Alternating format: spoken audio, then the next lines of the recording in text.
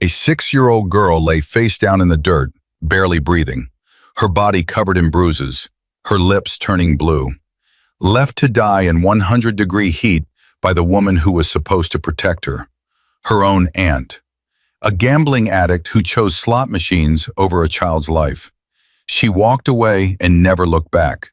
But someone else did look. A Hell's Angel with tattoos on his arms and a criminal record behind him. He saw what everyone else ignored, and what he did next will stay with you forever. Subscribe now and follow this story to the end. Comment your city below so I can see how far this story reaches. Now, back to the story. Marcus Brennan had seen a lot of terrible things in his 48 years on this earth. He had seen men bleed out on foreign soil during his 8 years in the army. He had watched brothers from the Hell's Angels bury their own. He had held his mother's hand as cancer took her, slow and cruel, when he was only 19 years old. But nothing prepared him for what he found on Miller Street that July evening. Nothing. The heat that day was brutal, 102 degrees, and the sun wasn't even thinking about setting. Marcus had just closed up his motorcycle repair shop, his gray t-shirt soaked through with sweat, his brown hair plastered to his forehead under his bandana. He was tired, bone tired. The kind of tired that makes a man dream about cold beer and air conditioning and absolutely nothing else. His Harley rumbled beneath him as he turned onto Miller Street, taking the shortcut through the old neighborhood on the east side of Cedar Falls. Most folks avoided this part of town. The houses were falling apart. Half of them were abandoned. The other half might as well have been. Marcus didn't pay much attention to his surroundings. He'd driven this route 1,000 times. But then he saw it. Something on the ground, near the cracked driveway of a house with boarded-up windows and a dead lawn. At first, his brain told him it was nothing. A pile of old clothes someone had dumped. Trash. Nothing worth stopping for. But something made him slow down. Something made him look again. And that's when his heart stopped beating. It wasn't trash. It was a child. Marcus killed the engine so fast he nearly dropped the bike. He was off and running before his brain could catch up with his body, his heavy boots pounding against the scorched pavement. "Hey!" he shouted. "Hey, kid!" No response. No movement. Nothing. He dropped to his knees beside the small figure, and what he saw made bile rise in his throat. A little girl. Blonde curls matted with dirt and something darker. Her skin was pale, almost gray, despite the brutal heat. Her lips had a bluish tint that Marcus recognized immediately. She was dying. "Oh, Jesus," he breathed. "Oh, God, oh no." His hands moved on instinct, checking for a pulse. His fingers pressed against her tiny neck, searching, praying. There, weak, thready, but there. "Okay," he said, his voice cracking. "Okay, sweetheart, I got you. I got you." He looked at her more closely, and rage began to burn in his chest.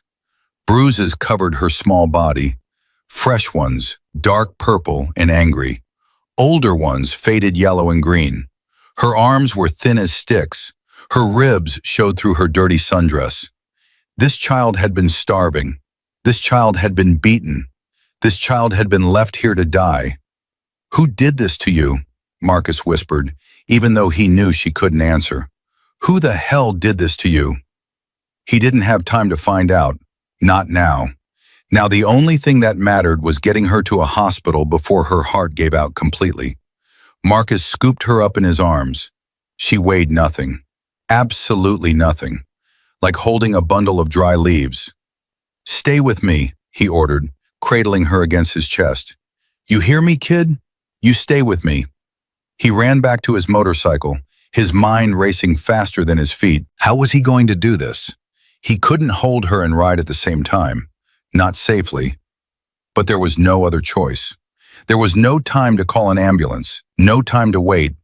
Every second that passed was a second closer to death. Marcus climbed onto his Harley, positioning the little girl against his chest, one arm wrapped tight around her tiny body. It wasn't safe. It wasn't smart, but it was the only way. "Hold on, sweetheart," he said, Just hold on." The engine roared to life and Marcus tore down the street like a bat out of hell. The ride to Cedar Falls General Hospital was 7 miles. 7 miles of Marcus talking to an unconscious child, begging her to keep breathing. "Come on, baby girl, come on. You're tough, I can tell. You're a fighter. Don't you give up on me now." He ran every red light. He didn't care. Let the cops chase him. Let them try to stop him. He'd explain later. Or he wouldn't. It didn't matter. Nothing mattered except the tiny heartbeat he could feel against his chest. "Almost there," he said, his voice hoarse. "Almost there. You just gotta hold on a little longer." People stared as he flew past them. A massive biker on a Harley, cradling something against his chest, weaving through traffic like a madman. Let them stare. Let them think whatever they wanted. Marcus didn't care about anything except that hospital entrance getting closer and closer. Finally, he saw it, the emergency room doors, glowing like a beacon in the fading light. He didn't bother with the parking lot. He drove right up to the entrance, jumped off the bike, and burst through the doors with the little girl in his arms. "I need help," he bellowed. "Somebody help me." The waiting room fell silent. Every head turned toward him. A nurse behind the desk stood up, her eyes widening at the sight of the tattooed biker holding a limp child. "What happened?" she demanded, already moving toward him. "Found her in the street," Marcus said, his voice breaking. "She's not responsive. She's got bruises everywhere. Please, please help her." The nurse didn't hesitate. She pressed a button on the wall and shouted something Marcus didn't catch. Within seconds, doctors and nurses swarmed around them. "We've got her," someone said, taking the little girl from his arms. Marcus didn't want to let go. Every instinct screamed at him to keep holding her, to keep her safe, but he forced himself to release her. They put her on a gurney and wheeled her away, their voices urgent and overlapping. Severe dehydration, multiple contusions, get an IV started, possible internal bleeding. The double doors swung shut behind them, and Marcus was left standing alone in the middle of the emergency room. His arms felt empty. His chest felt hollow. He looked down at his hands and saw they were shaking. "Sir?" A young nurse approached him cautiously, like she was approaching a wild animal. "Sir, are you okay? Do you need to sit down?" Marcus couldn't answer. His throat had closed up completely. "Sir, can you tell me what happened? Do you know this child?" He shook his head. "No, I don't know her. I found her, on Miller Street. She was just lying there, in the heat, all alone." His voice cracked on the last word. All alone. How long had that little girl been lying there? How long had she been waiting for someone, anyone, to help her? And how close had Marcus come to driving right past? The thought made his knees weak. "Why don't you sit down?" the nurse said gently. "The police will want to talk to you, and the doctor will come out when they have news." Marcus let her guide him to a plastic chair in the corner of the waiting room. He sat down heavily, his elbows on his knees, his head in his hands. What the hell had just happened? 1 minute he'd been thinking about cold beer and air conditioning. The next he was holding a dying child in his arms. Life could change that fast. In the blink of an eye, in the space between one breath and the next. Marcus knew that. He'd always known that. But he'd never felt it quite like this. 2 hours passed. 2 hours of Marcus sitting in that uncomfortable plastic chair, staring at the double doors, waiting for someone to come out and tell him something. Anything. The waiting room gradually emptied and filled again around him. People came and went. Some were crying, some were laughing. Some looked as lost as he felt. Marcus barely noticed any of them. His mind kept replaying the same images over and over. The little girl lying in the dirt, her pale face, her blue lips, the bruises covering her tiny body. Who could do that to a child? Who could hurt someone so small, so helpless, so innocent? Marcus had done a lot of things in his life that he wasn't proud of. He'd been in fights. He'd broken bones. He'd spent a few nights in jail when he was young and stupid. But he had never, would never, could never hurt a child. Some lines you just didn't cross. Some lines were sacred. Finally, the double doors opened and a woman in a white coat emerged. She looked exhausted, her blonde hair escaping from its ponytail, dark circles under her eyes. She scanned the waiting room and her gaze landed on Marcus. "Are you the one who brought in the little girl?" she asked, walking toward him. Marcus stood up so fast he nearly knocked over his chair. "Yeah, that's me. Is she okay? Is she going to make it?" The doctor's expression was grave. "I'm Dr. Jennifer Cole," she said. "Let's sit down." Those 3 words hit Marcus like a punch to the gut. Let's sit down. Nothing good ever followed those words. He sat. The doctor sat across from him. "The little girl is alive," Dr. Cole said. "But I have to be honest with you. Her condition is very serious." Marcus's heart clenched. "How serious?" "She's in a medically induced coma. We had to do that to reduce the swelling in her brain. She was severely dehydrated, suffering from heat stroke, and there's evidence of prolonged malnutrition." The doctor paused. "There are also multiple injuries consistent with physical abuse. Some of them are old. Some are very recent." Marcus felt sick. Someone was beating her. Yes, Dr. Cole's voice was tight with barely controlled anger. Someone was beating her, regularly, for a long time. "Who?" Marcus demanded. "Who would do something like that?" "We don't know yet. The police are looking into it. Social services has been contacted." The doctor studied him carefully. "You said you don't know this child?" "No, I never saw her before today. I was just riding home from work and I saw her lying in the dirt. At first I thought—" He stopped, unable to finish the sentence. "You thought she was dead," the doctor said softly. "Yeah," Marcus swallowed hard. "I thought she was dead." Dr. Cole reached out and put a hand on his arm. It was a small gesture, but it meant more to Marcus than he could say. "You saved her life," she said. "If you hadn't found her when you did, if you hadn't gotten her here so quickly, she wouldn't have made it. Another hour in that heat, and we would have lost her." Marcus didn't feel like a hero. He felt like a man who had almost driven past a dying child without even noticing. "Is she going to be okay?" he asked. "Long term, I mean. Is she going to recover?" The doctor hesitated. "I don't know. The next 48 hours are critical.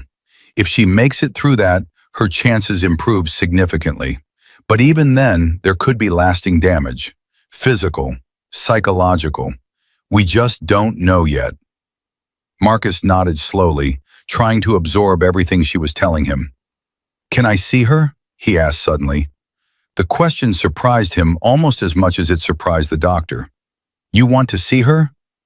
"Yeah, He trailed off, not sure how to explain it. "I don't want her to be alone, in case she wakes up. I don't want her to wake up alone."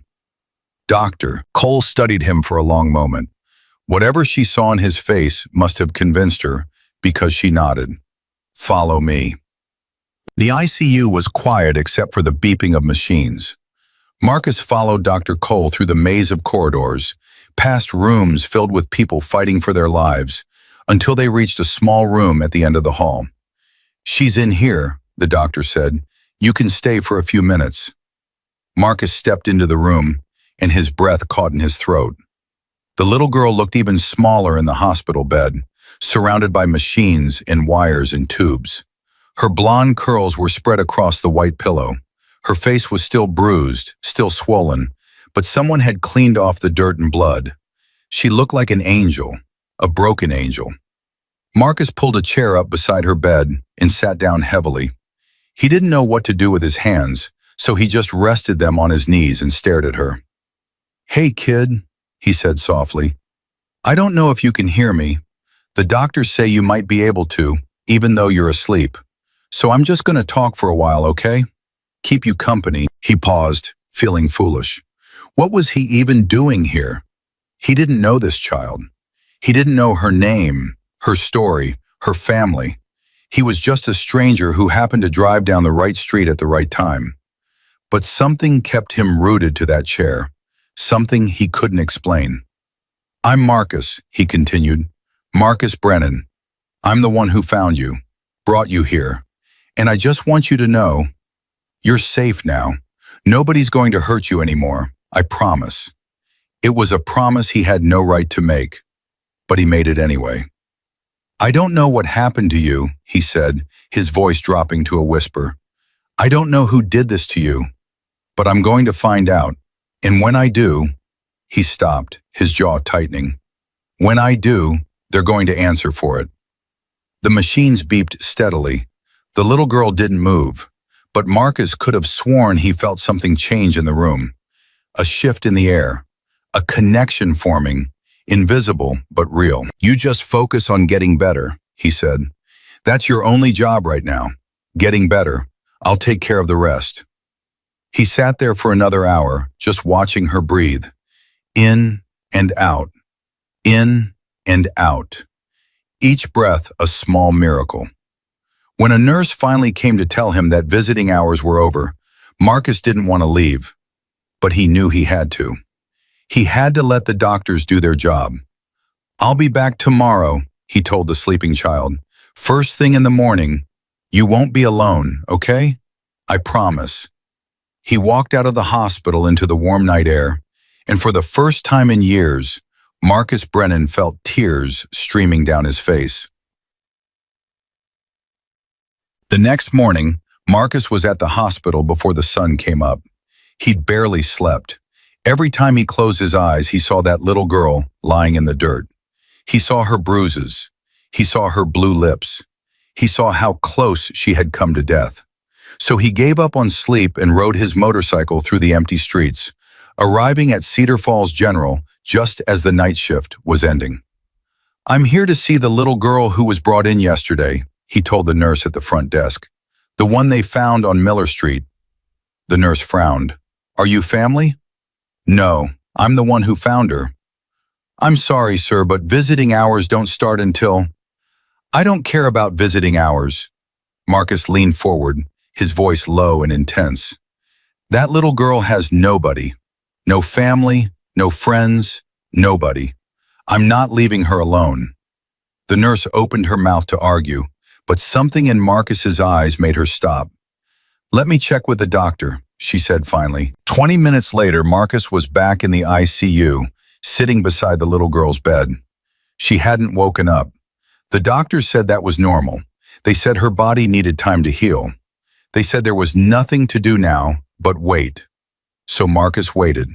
He sat in that uncomfortable plastic chair, hour after hour, watching the monitors beep and the IV drip and the little girl's chest rise and fall with each shallow breath.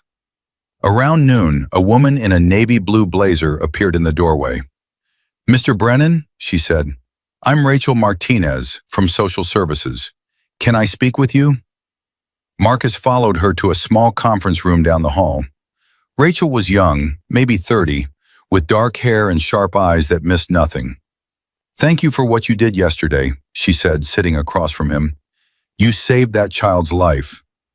Any decent person would have done the same." Rachel shook her head. "You'd be surprised how many people would have kept driving. You didn't. That matters." Marcus shifted uncomfortably. He wasn't used to being praised. "Do you know who she is? The little girl?" "Yes." Rachel opened a folder on the table. "Her name is Emma Grace Sullivan. She's 6 years old. Her mother, Karen Sullivan, died of a drug overdose 2 years ago. Her father abandoned the family when Emma was an infant. After her mother's death, Emma was placed in the care of her maternal aunt, Diane Sullivan." Marcus felt his blood pressure rising. The aunt did this to her? "We believe so. We've had reports about Diane before. Neighbors complained about neglect. Emma's teacher noticed signs of abuse. But every time we investigated, Diane managed to convince us that everything was fine." "Well, everything wasn't fine," Marcus growled. "That little girl almost died." "I know." Rachel's voice was heavy with guilt. "The system failed her. I failed her. I was the one who handled her case. I should have pushed harder. I should have. She stopped, taking a deep breath. Blaming ourselves doesn't help Emma, she said, more to herself than to Marcus. What matters now is making sure she's safe going forward. Where's the aunt? Marcus demanded. Where's Diane? In custody. The police found her at the Desert Mirage Casino. She'd been there for 3 days, gambling. She left Emma alone in a house with no air conditioning, no food, no water. In this heat, Marcus's hands clenched into fists. 3 days? Yes. She left a 6-year-old child alone for 3 days. In 100-degree heat? With no food or water? Yes. Marcus stood up so fast his chair fell over. He turned away from Rachel, pressing his forehead against the cool wall, trying to control the rage that was threatening to consume him. 3 days. That little girl had been suffering for 3 days. Alone, afraid, dying. And her aunt had been at a casino, feeding her addiction, not caring whether Emma lived or died. Mr. Brennan? Rachel's voice was cautious. Are you okay? No, he said honestly. I'm not okay. I'm about as far from okay as a person can get. He turned back to face her. What happens to Emma now, when she wakes up? That depends on her recovery, if she recovers. Rachel hesitated. There's no other family willing to take her. Her maternal grandparents are deceased. Her father's family has been contacted, but they've declined involvement. Declined? Marcus repeated. What do you mean, declined? They don't want her. The words hit Marcus like a physical blow. They don't want her. A 6-year-old girl who'd been through hell, and her own family didn't want her. So what happens? He asked again. Where does she go? Foster care. We'll try to find her a placement, but... Rachel's voice trailed off. But what? But it's not easy. The system is overwhelmed. Children with Emma's level of trauma are difficult to place. Many foster families don't have the resources or training to handle her needs. Marcus was quiet for a long moment. What if someone stepped up? He asked slowly. What if someone wanted to take care of her? Rachel looked at him carefully. Are you offering? Was he? Marcus didn't know. An hour ago, the thought would never have crossed his mind. He was a single man living alone, a member of the Hells Angels, someone who'd spent his whole adult life avoiding attachments and responsibilities. But something had changed when he picked up that little girl. Something had shifted inside him, deep down in a place he didn't even know existed. I don't know, he admitted. Maybe. I don't want her to end up in some group home, getting passed around like a piece of furniture nobody wants. She deserves better than that. Rachel studied him for a long moment. Then she nodded. Let's take this one step at a time, she said. First, Emma needs to wake up. Then we can talk about her future. 3 more days passed. 3 days of Marcus sitting by Emma's bed, talking to her even though she couldn't respond. He told her about his motorcycle. He told her about his shop. He told her about the time he got lost in the desert during a road trip and had to survive on beef jerky and warm water for 2 days. He told her things he'd never told anyone, about growing up in foster care himself, about the families who'd taken him in and then given him back, like he was a library book they decided not to finish, about the loneliness that had followed him like a shadow until he found the Hells Angels and finally had a place where he belonged. I know what it's like, he told Emma quietly, to feel like nobody wants you, to feel like you're invisible, to feel like you don't matter. He took her small hand in his, careful not to disturb the IV. But you do matter, sweetheart. You matter to me. And when you wake up, I'm going to make sure you never feel invisible again. On the 4th day, something changed. Marcus was telling Emma about his dog, a German shepherd named Duke, who died 3 years ago, when he felt her fingers twitch in his hand. He stopped mid-sentence, his heart pounding. Emma? Sweetheart, can you hear me? Her eyelids fluttered. That's it, baby girl, come on. Open your eyes. Slowly, painfully, Emma's eyes opened. They were hazel, Marcus noticed. a beautiful mix of green and gold and brown, and they were filled with fear. She looked around wildly, her breathing quickening, her small body tensing like a cornered animal, ready to flee. Hey, it's okay, Marcus said quickly. You're safe. You're in a hospital. Nobody's going to hurt you. Emma's terrified gaze landed on him, and she flinched, trying to pull away. Of course she was scared of him. He was a stranger. A big, tattooed stranger with a rough voice and a face that didn't exactly scream, friendly. Marcus released her hand immediately, holding both of his up where she could see them. I'm not going to hurt you, he said softly. I promise. I'm the one who found you. I brought you here. My name is Marcus. Emma stared at him, her chest heaving with rapid breaths. Then, slowly, something shifted in her expression. Recognition, maybe, or just exhaustion too profound to maintain her fear. You, her voice was barely a whisper, raw and broken. You carried me. Marcus's throat tightened. Yeah, I carried you. Do you remember that? Emma nodded weakly. I thought I was dreaming. I thought you were an angel. A surprised laugh escaped Marcus's lips. Trust me, sweetheart, I'm no angel. Far from it. But Emma didn't look convinced. Her hazel eyes stayed locked on his face, studying him with an intensity that made him uncomfortable. You didn't leave me, she whispered. Everyone else left, but you didn't. Marcus felt his heart crack open. No, he said, his voice rough with emotion. I didn't leave, and I'm not going to. Emma was quiet for a moment. Then slowly, she reached out her small hand. Marcus took it gently, cradling her tiny fingers in his massive palm. And something passed between them in that moment. Something invisible, but powerful. A connection forged in the fire of trauma and hope, and the desperate human need to not be alone. Neither of them could have known it then, but their lives had just changed forever. The broken biker and the broken little girl. Two souls finding each other in the darkness, holding on tight and refusing to let go. Emma didn't let go of Marcus's hand for the rest of that day. Every time a nurse came in, she flinched. Every time the door opened, her grip tightened. Every time someone raised their voice in the hallway, she pressed herself deeper into the hospital bed, like she was trying to disappear. But she never let go of Marcus. You hungry, sweetheart?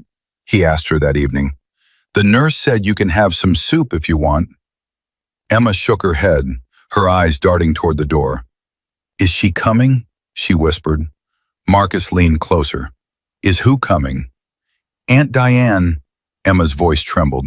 She said if I ever told anyone, she'd make me sorry. She said nobody would believe me anyway.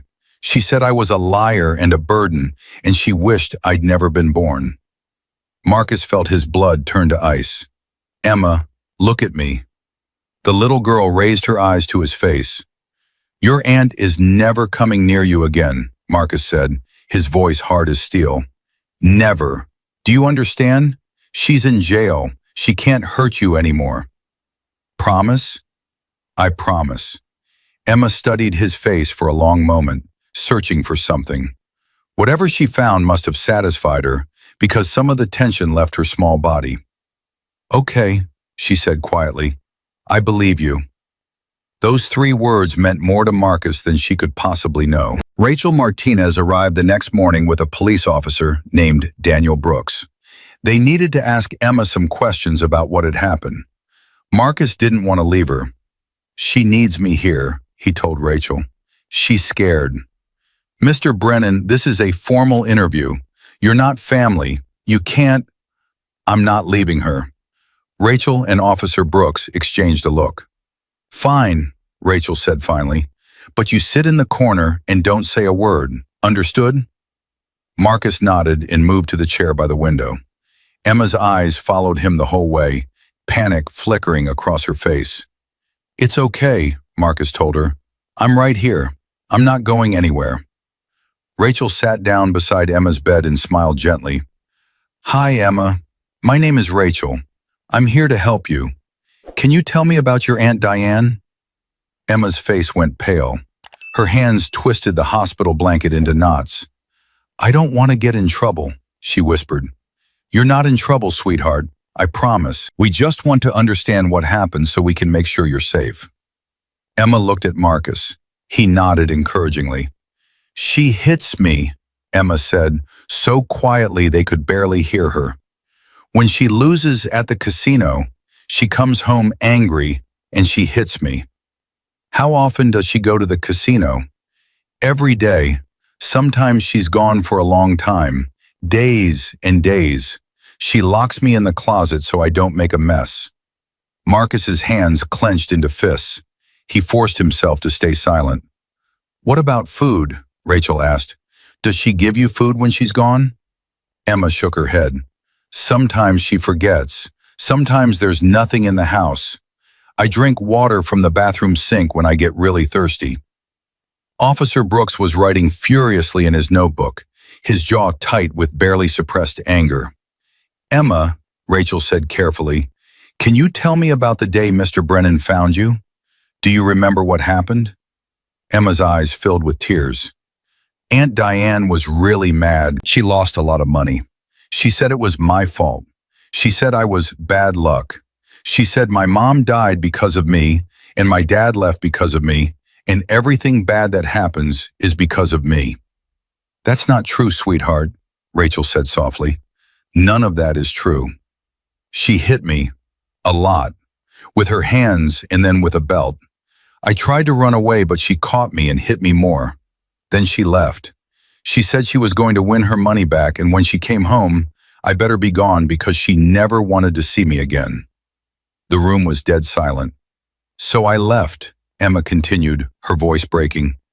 "I walked and walked and walked. I was so hot and so tired. And then I fell down and I couldn't get up. And I thought I was going to die." Tears were streaming down her face now. "I thought nobody was ever going to find me. I thought I was going to die all alone and nobody would even care." Marcus couldn't stay silent anymore. He moved to her bedside and took her hand. "But I did find you," he said, his voice rough. "And I do care. You're not alone anymore, Emma. You're never going to be alone again." Emma threw her arms around his neck and sobbed into his shoulder. Marcus held her, this tiny, broken girl who had somehow found her way into his heart, and made a silent vow. Whatever it took, whatever he had to do, he was going to protect this child. Rachel cleared her throat. "I think that's enough for today. Emma needs to rest." She gestured for Marcus to follow her into the hallway. "That was hard to hear," Rachel said once they were outside, "but it's exactly what we needed. Combined with the physical evidence, Diane Sullivan is going away for a long time." "Good," Marcus said flatly. "She deserves worse." "I agree," Rachel paused. "Mr. Brennan, I have to ask, what are your intentions regarding Emma?" "My intentions?" "You've been here every day since you brought her in. You clearly care about her. I need to know if that caring extends to her long-term future." Marcus was quiet for a moment. "I want to take care of her," he said finally. "I want to be the one who gives her a home." Rachel didn't look surprised. "I figured that's where this was heading. I have to be honest with you, it won't be easy. You're a single man with a criminal record and ties to a motorcycle club. The court will have serious concerns." "I'm also a veteran," Marcus said. 8 years in the Army, honorable discharge.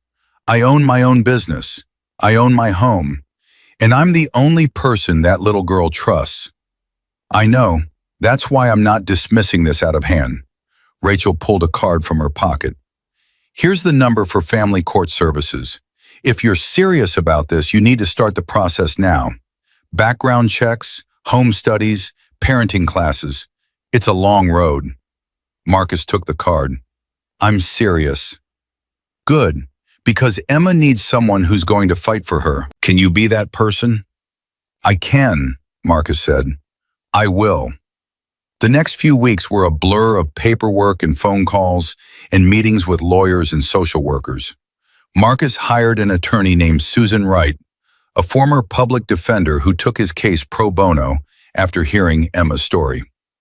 I won't sugarcoat this, Susan told him at their first meeting.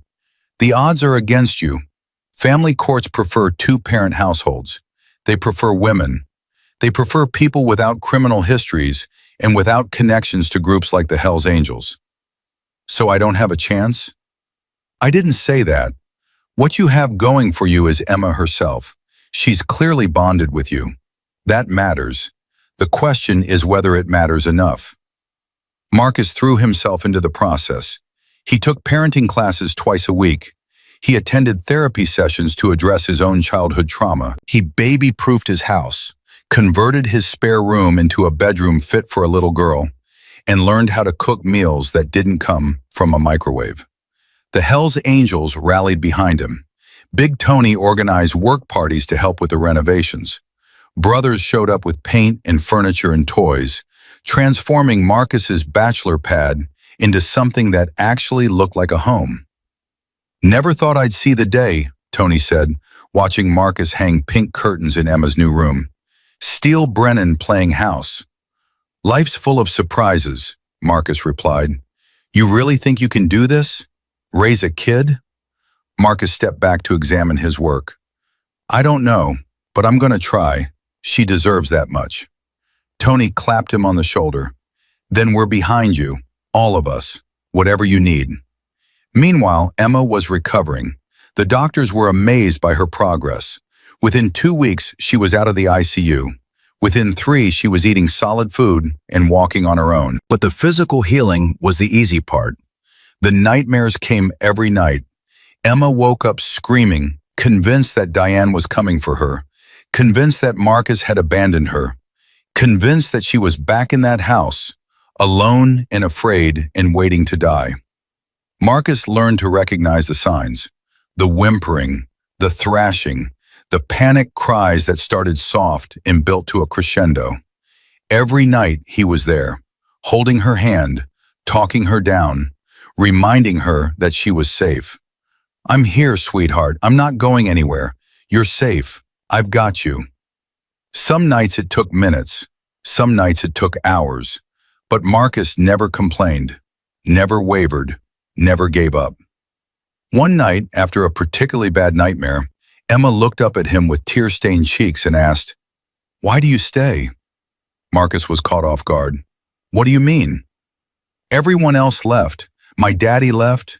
My mommy left. Aunt Diane left. Why don't you leave?" Marcus felt his heart breaking all over again. "Because you're worth staying for," he said simply. "Because you matter. Because I care about you." "But I'm a burden. Aunt Diane said so. She said I ruined her life." "Your aunt was wrong about a lot of things. That was one of them." Marcus took her hands in his. "Emma, you're not a burden. You're a gift. And I'm going to spend the rest of my life proving that to you." Emma threw her arms around him and held on tight. "I love you, Marcus," she whispered. It was the first time she'd said those words. Marcus's throat closed up. Tears burned in his eyes. "I love you too, sweetheart," he managed, "more than you know." The custody hearing was scheduled for a Tuesday morning in October. Marcus barely slept the night before. He paced his living room until dawn, rehearsing what he would say, imagining everything that could go wrong. What if the judge took one look at him and saw only the tattoos, the leather vest, the rough exterior? What if they decided a biker with a criminal record wasn't fit to raise a child? What if they sent Emma to foster care, to some stranger who didn't understand her, didn't love her, didn't know that she liked her sandwiches cut into triangles, and her nightlight left on, and her hair brushed exactly 100 strokes before bed? The thought made Marcus physically sick. "Whatever happens in there," Susan told him as they walked into the courthouse, "stay calm. Don't lose your temper. Let me do the talking." Marcus nodded, but his hands were shaking. The courtroom was smaller than he'd expected. Judge William Hayes sat at the bench, a stern-looking man in his 60s with gray hair and sharp eyes that seemed to see right through people. Rachel Martinez was there, along with a representative from the state who argued that Emma should be placed in the foster care system. Mr. Brennan is a single man with a documented history of violent associations, the state's attorney argued. The Hells Angels Motorcycle Club has been linked to criminal activity in multiple jurisdictions. Is this really the environment we want for a traumatized 6-year-old girl? Marcus's jaw tightened, but he stayed silent. Susan rose to her feet. Your Honor, Mr. Brennan served 8 years in the United States Army with an honorable discharge. His criminal record consists of 2 misdemeanor charges from over 20 years ago, both nonviolent. He owns a successful small business and a home in a safe neighborhood. More importantly, he has formed a genuine bond with Emma Sullivan. She presented documentation of the parenting classes, the therapy sessions, the home studies, the character references from neighbors, from Maria at the diner, from Pastor James at the local church. And let's not forget, Susan continued, that Mr. Brennan is the one who saved Emma's life. He found her dying in the street and got her to a hospital in time. Without his intervention, we wouldn't be having this conversation because Emma would be dead. Judge Hayes listened to both sides, his expression unreadable. Then he made a decision that surprised everyone. I'd like to hear from Emma herself, he announced. Marcus's heart stopped. Your Honor, the state's attorney protested, the child is only 6 years old. Her testimony shouldn't carry significant weight in. I didn't ask for your opinion, Judge Hayes cut him off. I want to know what this child thinks. She's the one whose future we're deciding. Emma was brought into the judge's chambers, away from the lawyers and the arguments and the tension of the courtroom. Marcus wasn't allowed to go with her. He sat in the hallway, his leg bouncing nervously, his heart pounding so hard he could hear it in his ears. 20 minutes passed. 30. 45. Finally, the door opened, and Emma emerged, holding a court officer's hand. She saw Marcus and immediately ran to him, climbing into his lap and burying her face in his chest. What happened? He asked her. What did the judge say? He asked me where I wanted to live, Emma said, her voice muffled against his shirt. I told him I wanted to live with you. Marcus held her tighter. What did he say to that? He smiled. He said that was a very good answer. An hour later, Judge Hayes delivered his ruling. This court grants emergency custody of Emma Grace Sullivan to Marcus Brennan, the judge announced. A permanent adoption can be pursued following a 6-month evaluation period. Marcus couldn't breathe. He'd won. He'd actually won. Susan was shaking his hand, congratulating him. Rachel was smiling. Even Officer Brooks, who was there as a witness, gave him a thumbs up. But Marcus barely noticed any of them. All he could see was Emma, looking up at him with those beautiful hazel eyes, a smile spreading across her face for the first time since he'd known her. I get to come home with you? She asked. Yeah, sweetheart, Marcus's voice cracked. You get to come home with me. Emma threw her arms around his neck. I knew it.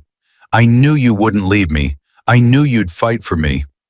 Always, Marcus promised, holding her tight. I'll always fight for you. They walked out of the courthouse together, hand in hand, into a future that neither of them had ever expected, but both of them desperately needed. A broken biker and a broken little girl. 2 survivors who had found each other in the wreckage, walking towards something that looked an awful lot like hope. But the hard part wasn't over, it was just beginning. Because that night, as Marcus was tucking Emma into her new bed, in her new room, in her new home, his phone rang. It was Susan Wright, and her voice was tense. Marcus, we have a problem. Diane Sullivan is out on bail, and she's filed a counter petition for custody. Marcus's blood ran cold. She can't do that. She's a child abuser. She's facing criminal charges. She's claiming the abuse allegations are exaggerated. She's got a lawyer arguing that she deserves a second chance, that the child should remain with blood family. Marcus looked at Emma, already half asleep, her blonde curls spread across the pillow he'd bought just for her. Over my dead body, he said quietly. That's what I told them you'd say. We need to prepare. The hearing is in 3 weeks. Marcus hung up the phone and sat down heavily on the edge of Emma's bed. She stirred, blinking up at him sleepily. "Marcus? What's wrong?" He forced a smile. "Nothing, sweetheart. Everything's fine. Go back to sleep." Emma studied his face with those two wise eyes. "You're scared. I can tell." Marcus sighed. There was no point lying to her. She'd been lied to enough. "Yeah, I'm a little scared. But not for me, for you. Is Aunt Diane trying to take me back?" Marcus hesitated. Then he nodded. Emma's face went pale, but she didn't cry. Instead, she sat up and took his hand in both of hers. "She won't win," Emma said firmly, "because I won't let her. And you won't let her, right?" "Right." "Then we're going to be okay." She squeezed his hand. "Because we're a team now, and teams stick together." Marcus felt tears prick his eyes. This child, who had been through hell, who had every reason to be afraid, was the one comforting him. "When did you get so brave?" he asked. Emma smiled, a real smile, bright and warm and full of trust. "When I met you." 3 weeks felt like 3 years. Marcus barely slept. Every night he lay awake staring at the ceiling, running through scenarios in his head. What if the judge believed Diane? What if they decided blood was thicker than love? What if they ripped Emma away from him and sent her back to that monster?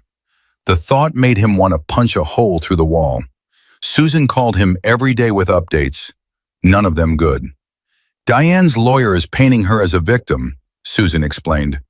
"A woman overwhelmed by sudden responsibility, struggling with addiction, deserving of compassion and a second chance." "She almost killed that child," Marcus growled. "I know, but the court has seen plenty of parents who've done worse and still gotten their kids back. The system believes in family reunification. It's going to be an uphill battle." Marcus hung up and found Emma standing in the doorway, watching him with those big hazel eyes. "Was that about Aunt Diane?" she asked quietly. He wanted to lie. He wanted to protect her from all of this. But Emma had been lied to enough. "Yeah," he admitted. "Her lawyer is trying to make her look good." Emma's face went pale, but she didn't cry. She walked over to Marcus and climbed into his lap, something she did whenever she needed comfort. "What if they believe her?" she whispered.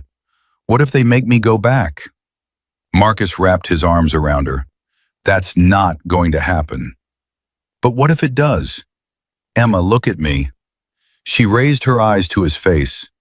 "I will never let her hurt you again," Marcus said, his voice steady and fierce. "Never. Do you understand? I don't care what any judge says. I don't care what any lawyer says. You are my daughter now, and I will protect you with my last breath." Emma buried her face in his chest. "I'm scared, Marcus." "I know, sweetheart. I'm scared too. But we're going to get through this together. Remember what you said? We're a team." "Teams stick together," Emma whispered. "That's right, and nobody breaks up this team." The next morning, Big Tony showed up at Marcus's door with news. "We got a problem, brother." Marcus stepped outside, closing the door so Emma wouldn't hear.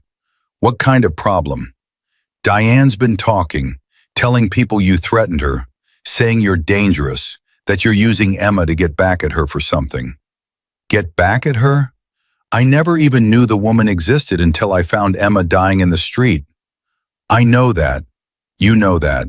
But she's spinning a story, and some people are buying it." Tony's face was grim. "There's more. She's got a witness. Some guy who claims he saw you at her house a few weeks before you found Emma. Says you were yelling at her, making threats."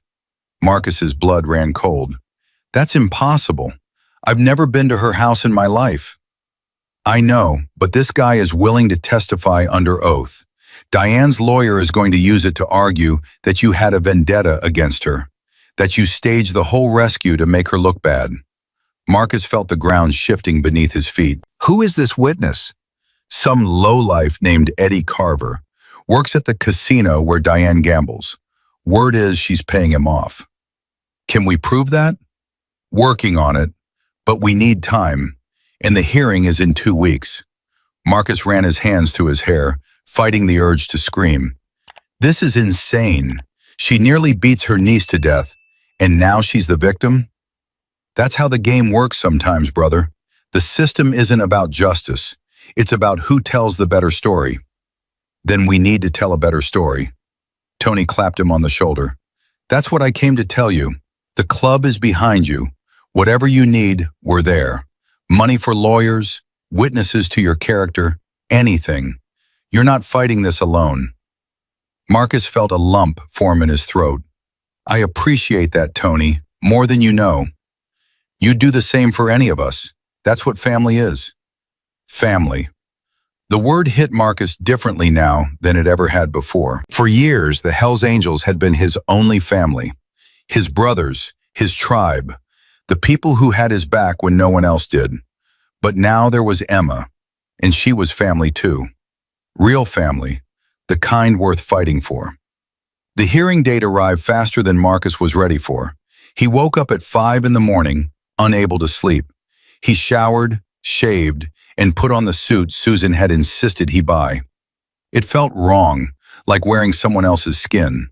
But Susan said appearances mattered, and he wasn't about to argue. Emma was already awake when he came downstairs.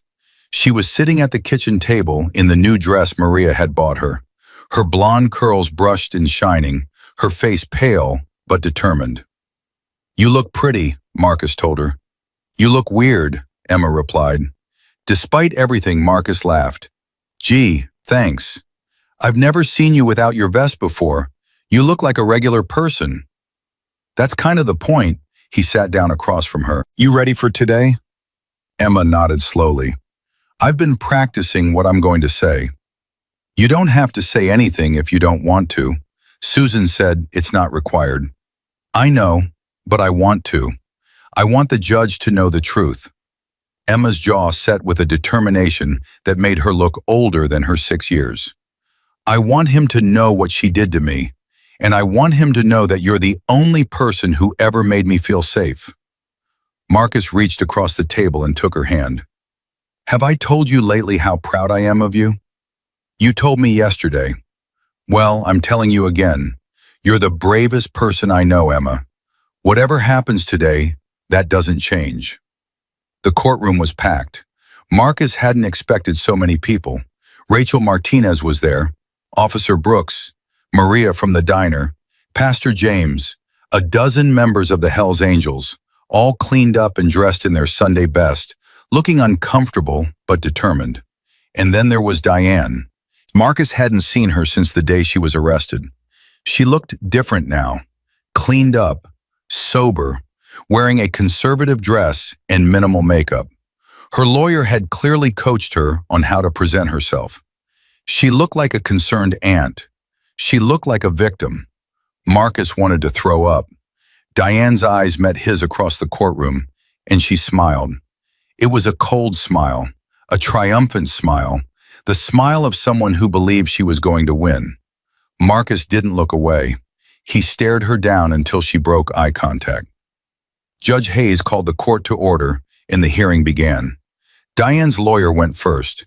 He painted a picture of a woman who had been overwhelmed by sudden responsibility, who had made mistakes but had learned from them, who deserved a chance to make things right. My client acknowledges that she struggled with addiction, the lawyer said smoothly, but she has completed a rehabilitation program and is committed to providing Emma with a loving home. Blood should count for something, Your Honor. This child belongs with her family. Then came the witness, Eddie Carver, a weaselly man with shifty eyes, who claimed under oath that he had seen Marcus at Diane's house 3 weeks before Emma was found.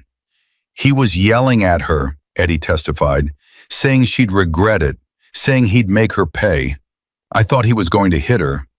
That's a lie, Marcus shot to his feet before Susan could stop him. I never met that woman in my life. Mr. Brennan, sit down, Judge Hayes ordered. Your Honor, this man is lying. He's been paid off by... Sit down or I'll hold you in contempt. Susan grabbed Marcus's arm and pulled him back into his seat. Stop, she hissed. You're playing right into their hands. Marcus sat, his blood boiling. His fists clenched so tight his knuckles were white. This was wrong. All of it was wrong. But Susan was right. Losing his temper would only make things worse. It was Susan's turn now. She called her own witnesses. Maria from the diner, who spoke about Marcus's character. Pastor James, who described the transformation he'd seen in Marcus since Emma came into his life. Rachel Martinez, who testified about the bond between Marcus and Emma. In my 15 years as a social worker, Rachel said, I have never seen a child attached to a caregiver the way Emma has attached to Mr. Brennan. That kind of trust doesn't come easily, especially for a child who has experienced the level of trauma Emma has suffered. But the strongest testimony came from someone no one expected, Dr. Jennifer Cole, the doctor who had treated Emma the night Marcus brought her in. Your Honor, I need to describe what I saw that night, Dr. Cole said, her voice steady but emotional. That child was dying. Severe dehydration, heat stroke, multiple injuries consistent with prolonged abuse, old fractures that had healed improperly because they were never treated, scars from burns, malnourishment so severe I could count every rib. The courtroom was silent. This was not a one-time incident, Dr. Cole continued. This was systematic, prolonged abuse. And I need the court to understand something else. If Mr. Brennan had not found Emma when he did, if he had not gotten her to the hospital within the hour, she would have died. There is no question about that. He saved her life. Diane's lawyer tried to object, but Judge Hayes waved him off. I want to hear this, the judge said. Dr. Cole turned to look directly at Diane. The woman sitting over there nearly killed a 6-year-old child, and now she wants her back? Over my professional and personal objections, I cannot recommend in good conscience that this child be returned to her custody. It would be a death sentence. Diane's face had gone white. Her lawyer was whispering furiously in her ear, but the damage was done.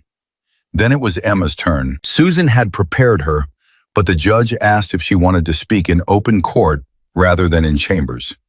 Emma said yes. She walked to the front of the courtroom, so small against the vast space, and climbed into the witness chair. Her feet didn't reach the floor. Emma, Judge Hayes said gently, do you understand why we're here today? Emma nodded. You're deciding where I'm going to live. That's right. Can you tell me about living with your Aunt Diane? Emma's hands twisted in her lap. She looked at Marcus, who nodded encouragingly. She hurt me, Emma said, her voice small but clear. Every time she lost money, she came home and hurt me. She hit me with her hands. She hit me with belts. She burned me with cigarettes when I cried too loud. Gasps echoed through the courtroom. She locked me in a closet when she went to the casino, sometimes for days. There was no food, no water, just dark. Emma's voice was shaking now, but she didn't stop. She said I was a burden.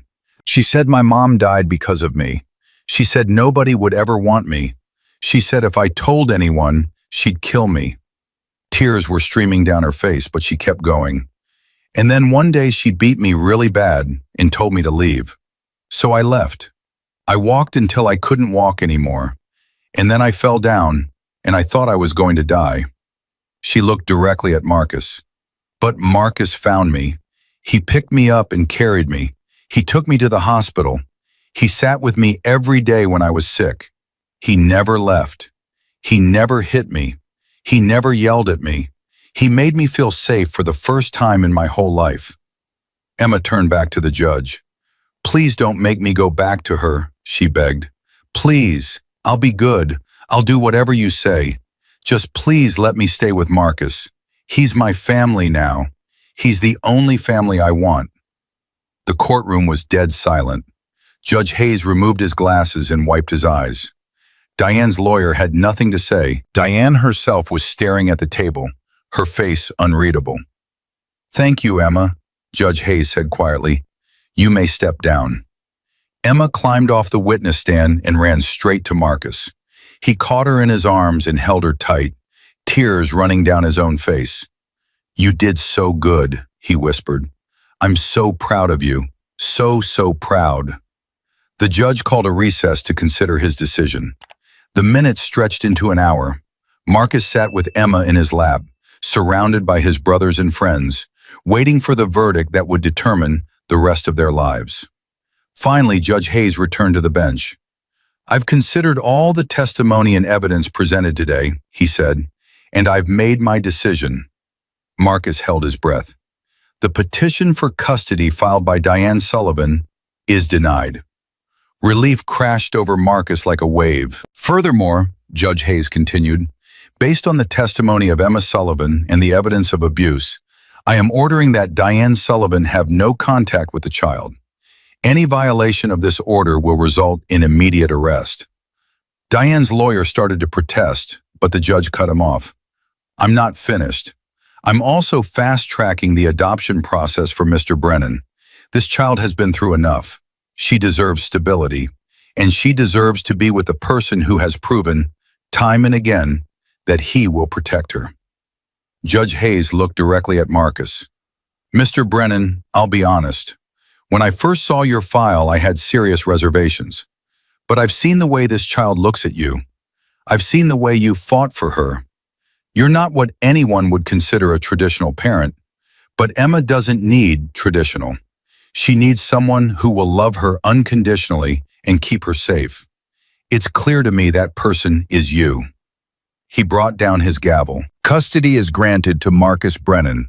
Court is adjourned." The courtroom erupted. Big Tony let out a whoop that could probably be heard 3 blocks away. Maria was crying. Pastor James was shaking Marcus's hand. Rachel Martinez was smiling wider than he'd ever seen. But all Marcus could focus on was Emma, looking up at him with those beautiful hazel eyes. "We won?" she asked, like she couldn't believe it. "We won," Marcus confirmed, his voice breaking. "We really won." Emma threw her arms around his neck. "I told you, teams stick together." "You sure did, sweetheart. You sure did." As they walked out of the courthouse, the Hells Angels formed a protective circle around them. People on the street stopped to stare at the strange procession. A bunch of tough-looking bikers surrounding a man in a suit, carrying a little girl in a pretty dress. Let them stare, Marcus thought. Let them wonder. They didn't know what they were looking at. They were looking at a family, a real family, forged not by blood, but by something stronger, by love, by choice, by 2 broken people who had found each other in the darkness and refused to let go. That night, after Emma was tucked into bed, Marcus sat on his front porch, a beer in his hand, watching the stars. His phone buzzed, a text from Susan. "Congratulations, you earned this." He smiled and put the phone away. For the first time in longer than he could remember, Marcus Brennan felt at peace. He had a daughter now, a home, a purpose, everything he never knew he wanted, everything he never thought he deserved. The road ahead wouldn't be easy, he knew that. There would be challenges, struggles, moments when he doubted himself. But he wasn't alone anymore, and neither was Emma. They had each other, and that was enough. That was more than enough. That was everything. The first night after the hearing, Emma slept through without a single nightmare. Marcus checked on her 3 times, unable to believe it. Each time she was peaceful, her blonde curls spread across the pillow, a small smile on her lips. Maybe they had finally turned a corner. But the next night, the nightmares came back worse than ever. Marcus woke to the sound of screaming. He was out of bed and down the hall before his brain fully registered what was happening. Emma was thrashing in her bed, her small fists striking the air, her voice raw with terror. "No, please, I'll be good. I'll be good." "Emma." Marcus grabbed her shoulders gently. "Emma, wake up. It's me. It's Marcus." Her eyes flew open, wild and unfocused. For a moment, she didn't recognize him. She scrambled backward, pressing herself against the headboard, her chest heaving. "Don't hurt me," she whimpered. "Please don't hurt me." "Sweetheart, it's me. It's Marcus. You're safe. You're home." Slowly, recognition flickered in her eyes. The terror faded, replaced by confusion, then embarrassment. "I had a bad dream," she whispered. "I know, but that's all it was. A dream. It wasn't real." Emma's lower lip trembled. "She was there, Aunt Diane. She said you couldn't protect me. She said she was coming to take me back." Marcus sat on the edge of her bed and gathered her into his arms. "That's never going to happen. Remember what the judge said? She's not allowed anywhere near you. And even if she tried, she'd have to go through me first. What if she sneaks up on us? Then she'll have to deal with all my brothers too. Big Tony, remember him? He's scary, right?" Emma let out a small giggle despite her tears. "He's really big." "Exactly. And there's a whole club full of guys just like him who would do anything to keep you safe." Marcus brushed the hair from her face. "You're not alone anymore, Emma. You've got an army now. An army of bikers? The scariest army there is." Emma snuggled closer to him. "Will you stay until I fall asleep?" "I'll stay as long as you need me." She was asleep within minutes, her small hand clutching his shirt like she was afraid he might disappear. Marcus didn't move. He sat there for hours, watching her breathe, making silent promises to whatever God might be listening. He would protect this child, no matter what, no matter who tried to stop him. The next few weeks were an adjustment for both of them.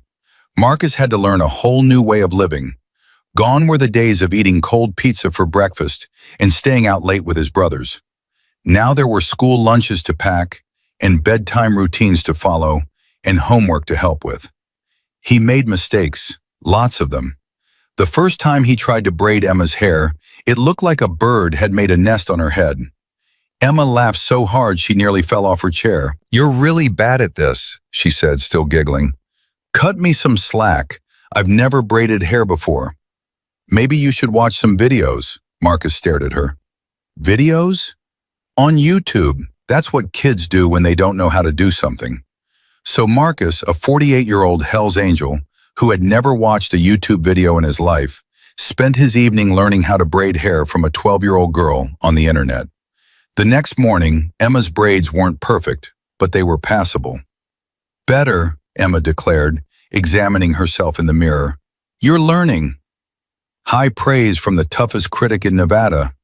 Emma grinned at him, and Marcus felt something warm spread through his chest.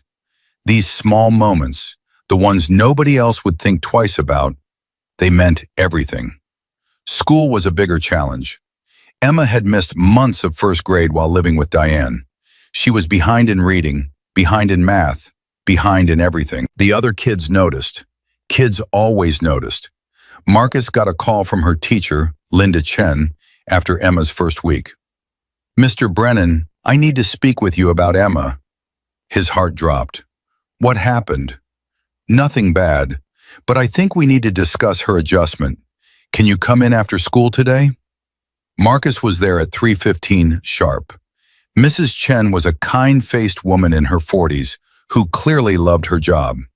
She offered Marcus a chair that was way too small for his frame and got straight to the point. "Emma is struggling academically," she said. "That's expected given everything she's been through. But I'm more concerned about her socially." "What do you mean?" "She doesn't interact with the other children. She sits alone at lunch. During recess, she stands by the wall and watches everyone else play.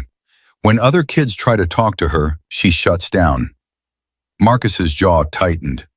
"She's been through a lot. It's going to take time." "I understand that, and I want you to know I'm not criticizing. I'm trying to help." Mrs. Chen leaned forward.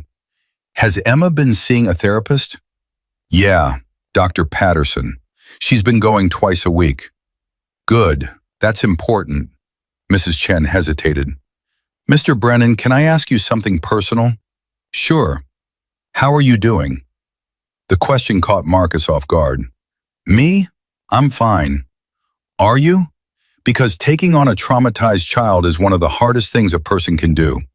It's okay to struggle. It's okay to need help. Marcus was quiet for a moment. Nobody had asked him how he was doing. Everyone was focused on Emma, which was right, which was how it should be. But the truth was, he was exhausted. terrified, constantly second-guessing every decision he made. Some days are harder than others, he admitted. Mrs. Chen nodded. There's a support group for parents of children with trauma. It meets Wednesday nights at the community center. I know it might not seem like your kind of thing, but I'll think about it, Marcus said, surprising himself. That's all I ask. Mrs. Chen smiled. For what it's worth, Mr. Brennan, I think Emma is lucky to have you. Not many people would have done what you did. I'm the lucky one, Marcus said quietly. She saved me just as much as I saved her. That weekend, Marcus decided to try something different. He brought Emma to the Hells Angels clubhouse. She was nervous at first, clinging to his hand as they walked through the door. The place was full of tough-looking men with tattoos and leather vests, the kind of people most parents would shield their children from. But these men were Marcus's family, and if Emma was going to be part of his life, she needed to be part of this too. Big Tony was the first to approach. Well, well, he said, crouching down to Emma's level. So this is the famous Emma I've been hearing about. Emma pressed closer to Marcus's leg but didn't hide. You're really tall, she said. Tony laughed, a booming sound that echoed through the clubhouse. And you're really brave. You know how I know? How? Because you walked into a room full of bikers without crying. That takes guts, kid.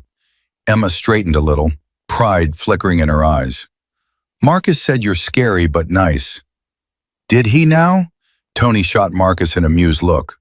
Well, he's right, I am scary, but only to bad people. Good people have nothing to worry about. He stuck out his massive hand. Welcome to the family, Emma.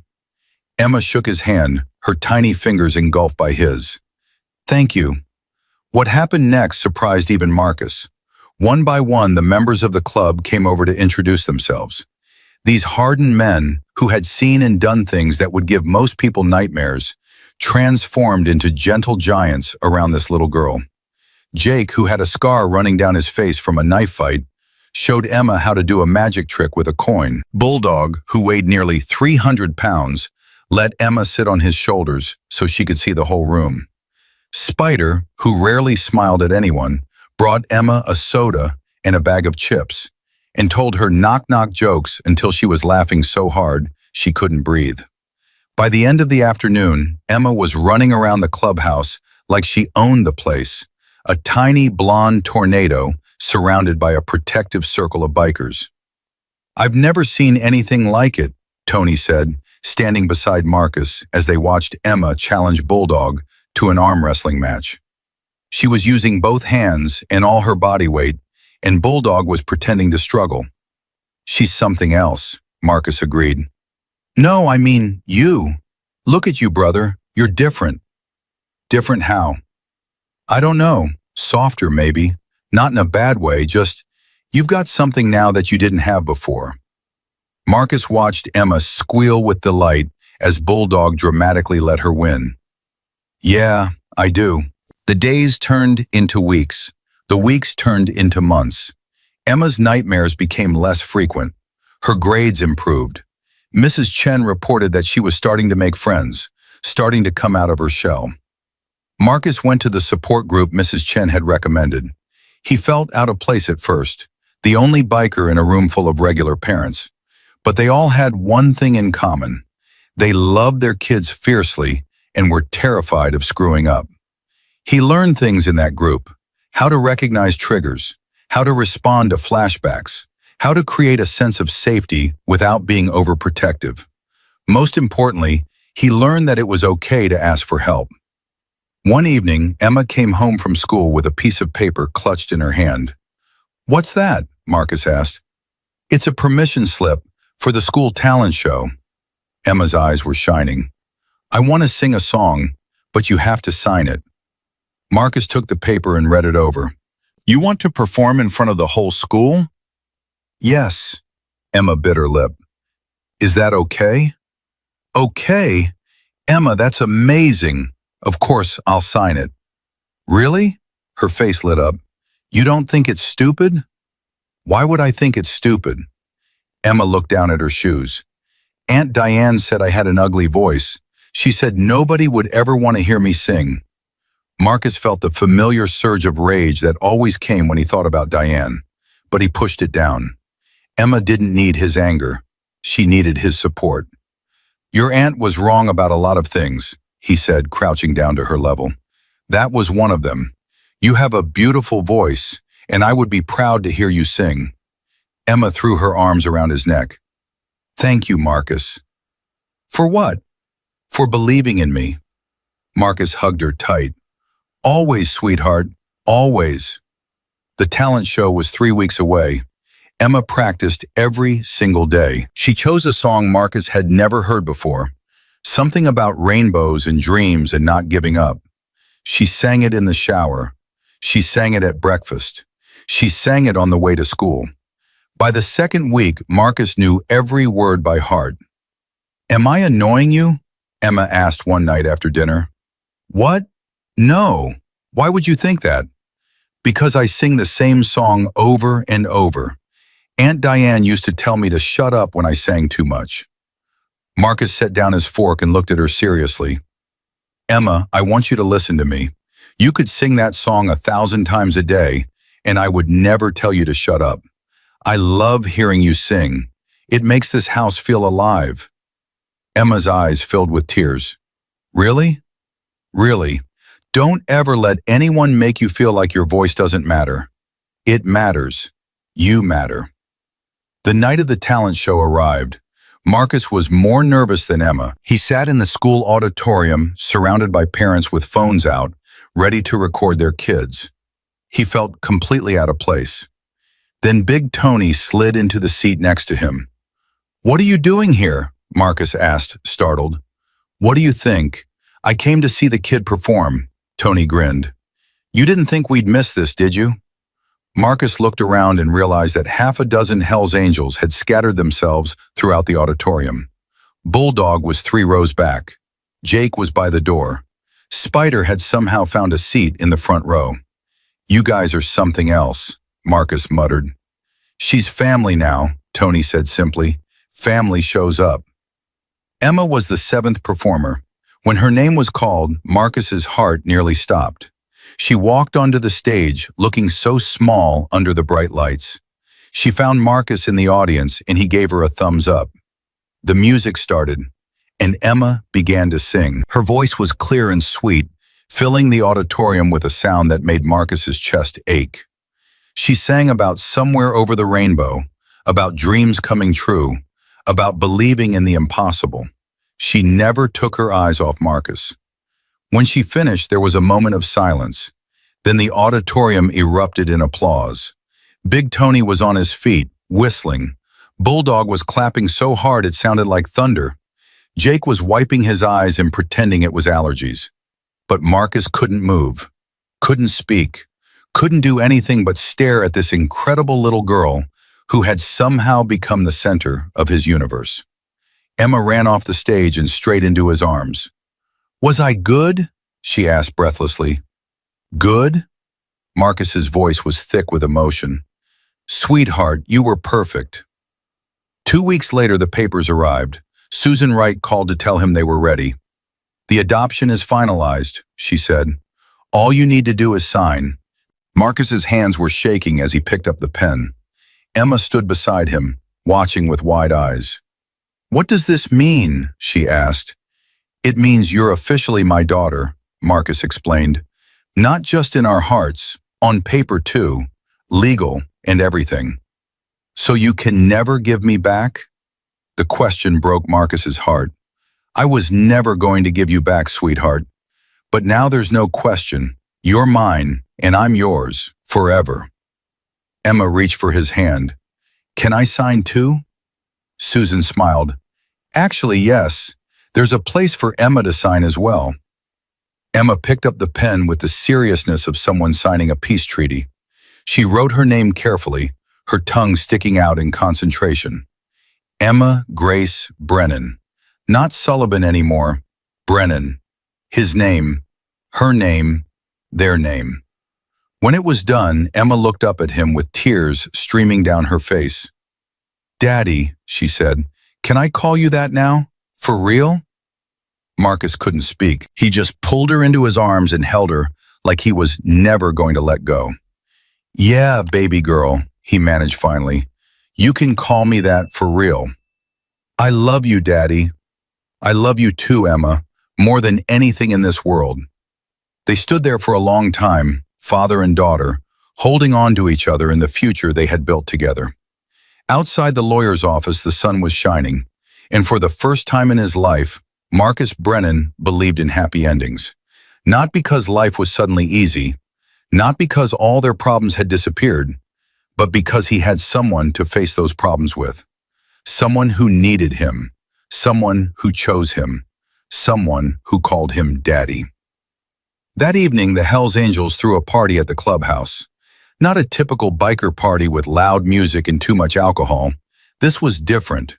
This was a family celebration. There was a cake with Emma's name on it. There were balloons. There were presents wrapped in pink paper, something the clubhouse had probably never seen before.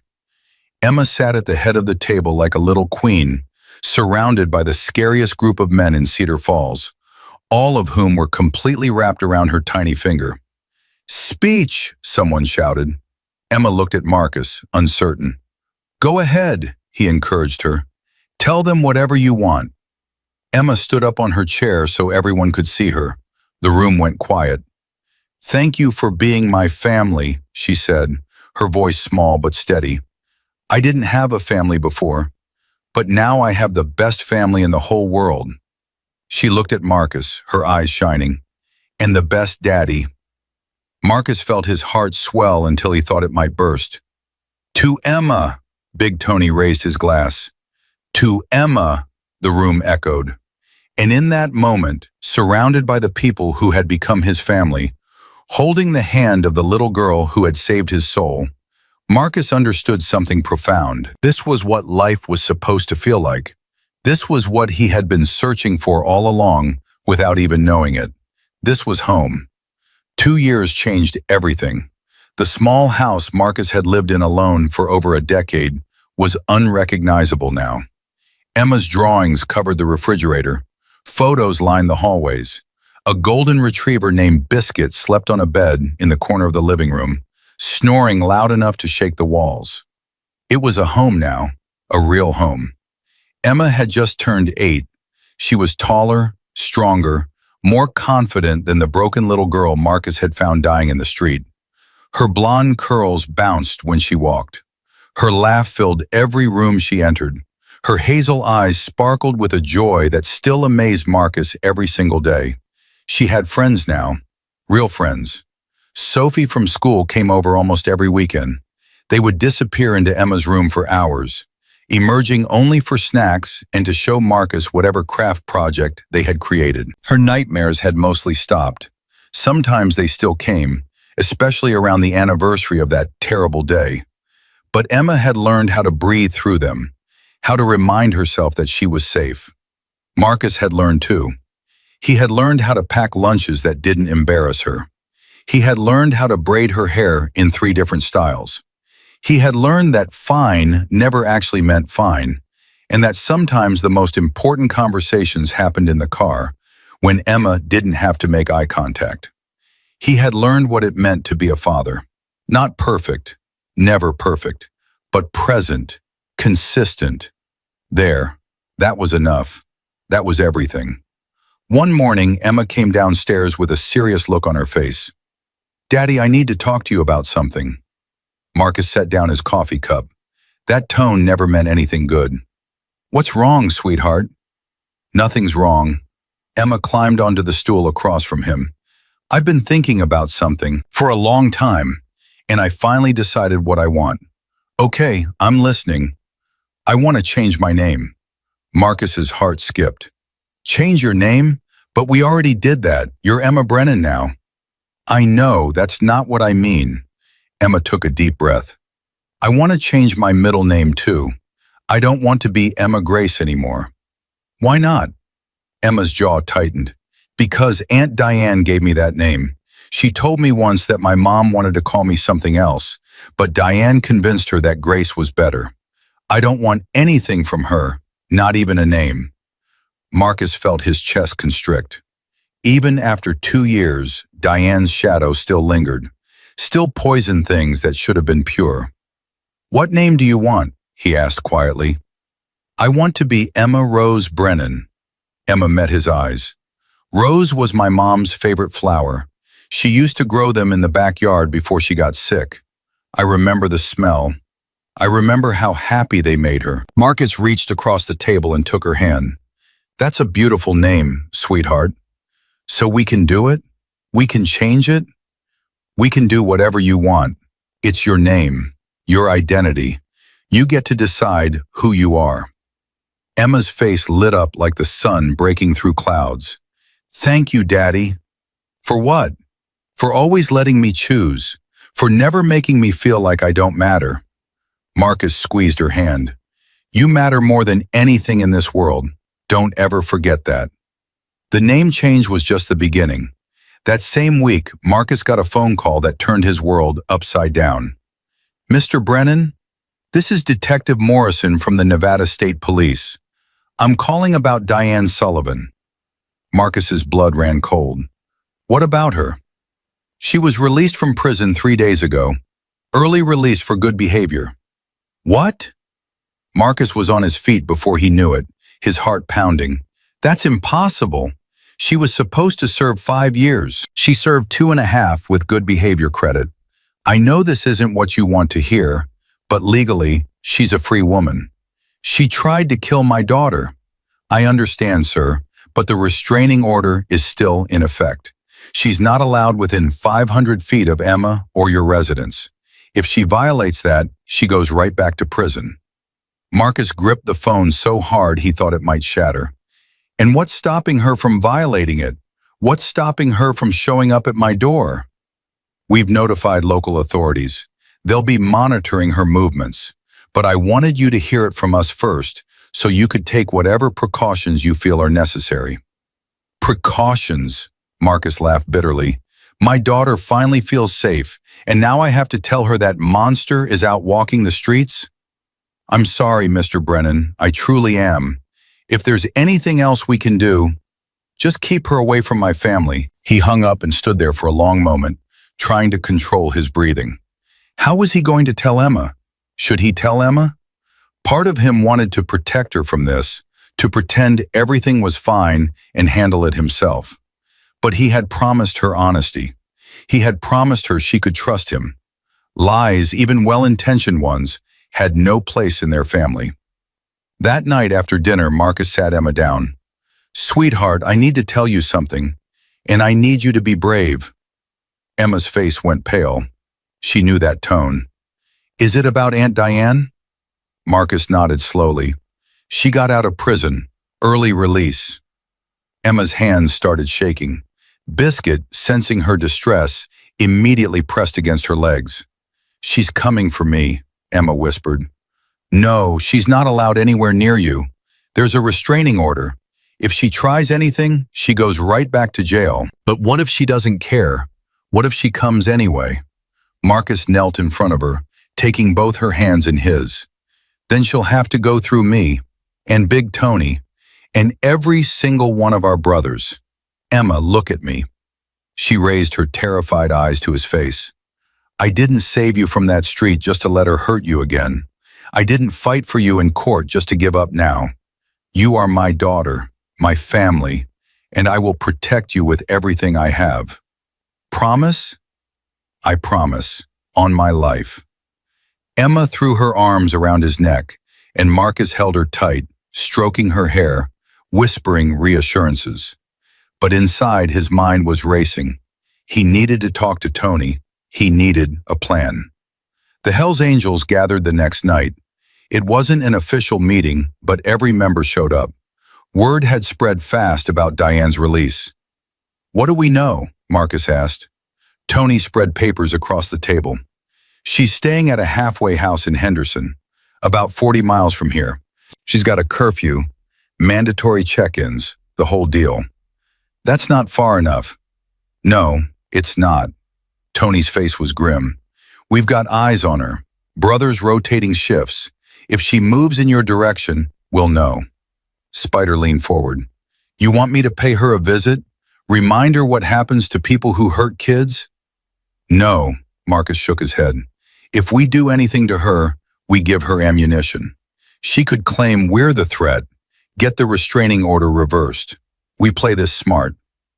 Smart doesn't feel as good as breaking her kneecaps, Bulldog muttered. I know. Believe me, I know. Marcus looked around at his brothers, these men who had become Emma's unofficial army. For now we watch, we wait, we protect Emma. If Diane makes a move, we respond.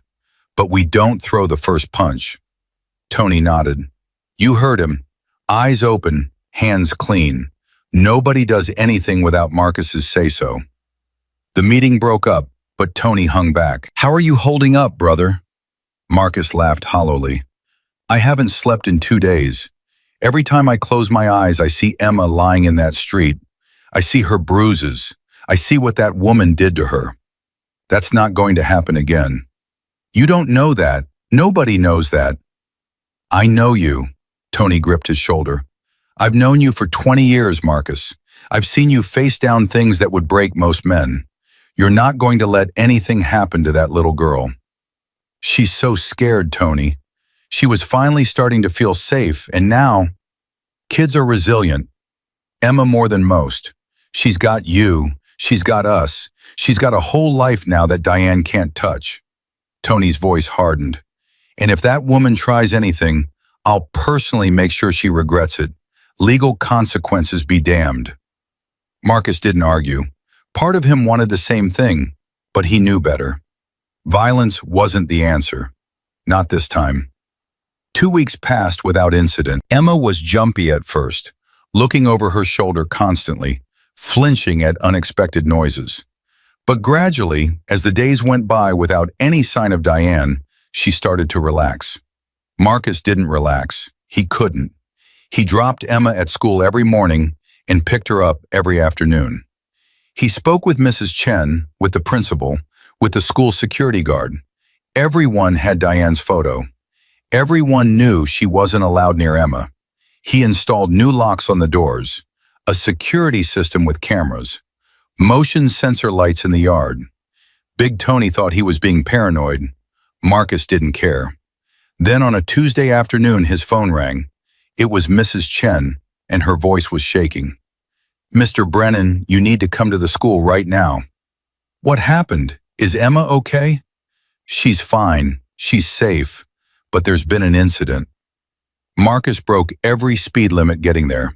He found Emma in the principal's office, pale but unharmed, clutching a piece of paper in her hands. Daddy! She ran to him, and he scooped her up, holding her tight. I'm here, sweetheart. I'm here. What happened? The principal, a stern woman named Mrs. Patterson, explained. A woman approached Emma during recess. She didn't enter school property. She stayed on the sidewalk across the street, but she called out to Emma, said she was her aunt, said she had a letter for her. Marcus's blood turned to ice. Diane. We believe so, yes. She left before we could confront her, but Emma was understandably upset. Marcus looked at the paper in Emma's hand. What's that? Emma's lower lip trembled. She threw it over the fence before the teachers came. Marcus gently took the paper and unfolded it. His hands were shaking. The letter was handwritten, the words slightly unsteady. Dear Emma, I know you probably hate me. You have every right to. I was a terrible person and I did terrible things. I'm not asking for forgiveness. I'm just asking for a chance to explain. I've changed. I've been through treatment. I understand now what I did and how wrong it was. I'm not trying to take you away from your new family. I just want to talk. One time. Please, your aunt, Diane. Marcus wanted to tear the letter into 1,000 pieces, but Emma was watching him, waiting for his reaction. She says she's changed, Emma said quietly. Do you believe her? Emma was quiet for a long moment. Then she shook her head. No, people who really change don't sneak up on you at school. They don't scare you. They ask permission. Marcus felt a surge of pride. His daughter was wiser than most adults. You're right, he said. They don't. What are we going to do? We're going to report this to the police. She violated the restraining order. That means she goes back to prison. Good. Emma's voice was hard. I don't want her letter. I don't want her explanation. I don't want anything from her ever again. Then that's what we'll do, together. The police arrived within the hour. Detective Morrison took their statements. Officers were dispatched to the halfway house in Henderson. 2 hours later, Morrison called back. We've arrested Diane Sullivan for violation of the restraining order. She's being held without bail. Marcus let out a breath he hadn't realized he'd been holding. So she's going back to prison? That's up to the judge, but given her history and the nature of the violation, I'd say it's almost certain. Thank you, Detective. Mr. Brennan? For what it's worth, I think you're doing an incredible job with that little girl. Not many people would have stepped up the way you did. She's my daughter, Marcus said simply. There was never any other choice. That night, Emma couldn't sleep. Marcus found her sitting on the back porch, wrapped in a blanket, staring at the stars. Biscuit was curled at her feet. Can't sleep? He asked, sitting down beside her. My brain won't stop, Emma admitted. What's it thinking about? Everything. Aunt Diane, the letter, why she did what she did. Emma pulled the blanket tighter. Do you think she really changed, or was she just pretending? Marcus considered the question carefully. I think some people can change, but it takes a lot of work, a lot of time, and a lot of honesty. Diane has never been honest about what she did to you. She's never taken real responsibility.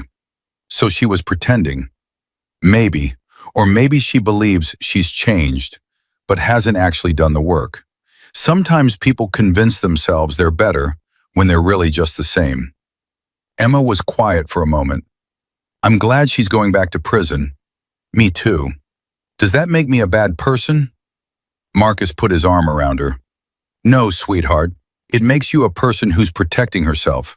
There's nothing wrong with that. I used to pray she would change, Emma said softly. When I was little, before everything got really bad, I used to pray that she would wake up one day and love me. I know, baby. She never did, and now I don't want her to. Emma looked up at him with those wise, old soul eyes. Because I have you, and you love me enough for 100 aunts. Marcus had to blink back tears. I do, I really do. Daddy? Yeah? Thank you for finding me.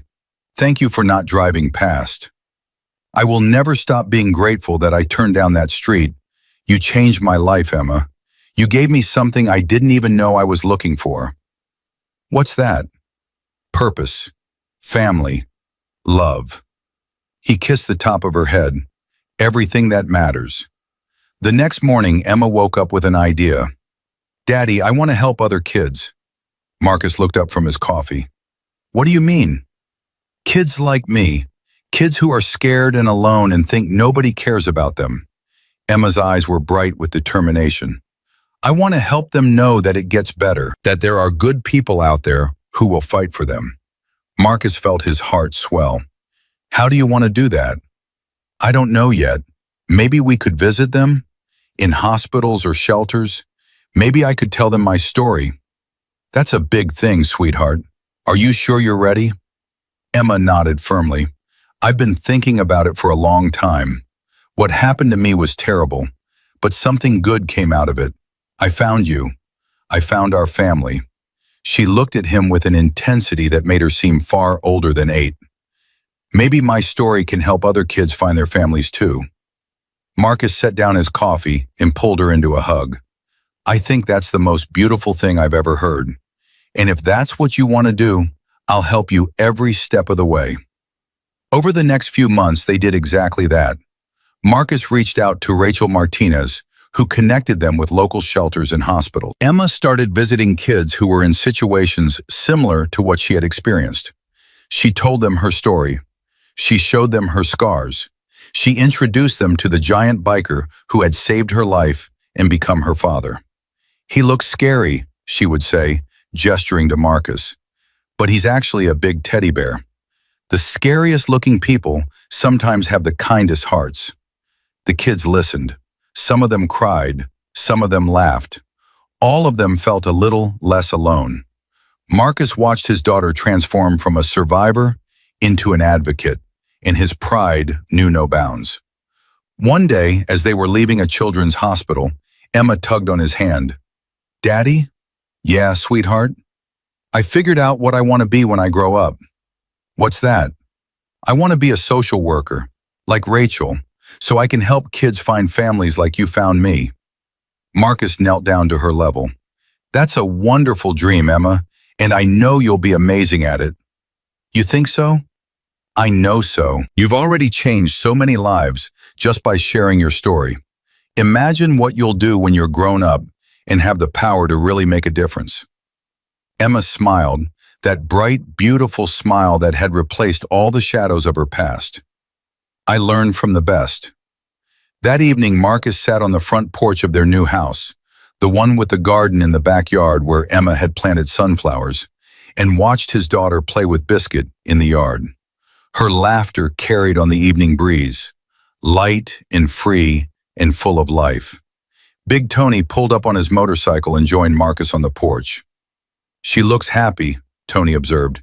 "She is happy," Marcus smiled. "For the first time in her life, she's actually happy." "And you? You happy, brother?" Marcus thought about the question, really thought about it.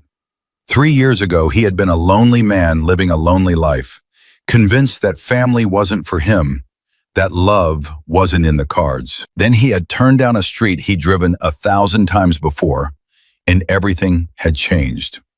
"Yeah," he said finally, "I'm happy, happier than I ever thought I could be." Tony clapped him on the shoulder. "You deserve it, Marcus, both of you." "Daddy!" Emma came running over, her face flushed with joy. "Come play with us. Biscuit learned a new trick." Marcus stood up, his aging knees protesting slightly. "Coming, sweetheart." He walked across the yard to join his daughter and their ridiculous dog, and he felt it again. That sense of completeness, that feeling of being exactly where he was supposed to be. Emma grabbed his hand and pulled him into their game, her laughter ringing out like music. And Marcus knew with absolute certainty that this was what his life had been building toward all along. Not the army, not the Hells Angels, not the motorcycle shop or the tough reputation or any of the things he had thought defined him. This little girl, this family, this love. They say that family is not about blood. It's about who shows up, who stays, who fights for you when you can't fight for yourself. Marcus Brennan had shown up on the worst day of Emma's life. He had stayed when everyone else walked away. He had fought for her in courtrooms and living rooms and every moment in between. And she had done the same for him. Two broken people who found each other in the wreckage of their lives and built something beautiful from the pieces. That's the true story of Marcus and Emma Brennan. A story about the power of second chances. A story about the courage it takes to love. A story about how family isn't always the one you're born into. Sometimes it's the one you choose. Sometimes it's the one that finds you when you need it most. And sometimes, just sometimes, it's a little girl dying in the street and a biker who couldn't look away. I hope you've enjoyed this story. Please share your favorite part in the comments below. And let me know where in the world you're watching from today. Thank you for listening. And remember, the people who look the scariest on the outside often have the biggest hearts on the inside. You just have to give them a chance. Marcus Brennan was given a chance. Emma Rose Brennan was given a chance. And together they proved that love can heal anything, even the deepest wounds, even the darkest nights, even the most broken hearts. Because that's what family does. That's what love does. That's what happens when two souls refuse to give up on each other. They don't just survive, they thrive. And that is the end of our story. Not really an end, though, more like a beginning. Because Marcus and Emma's journey was just getting started, and the best chapters were still ahead.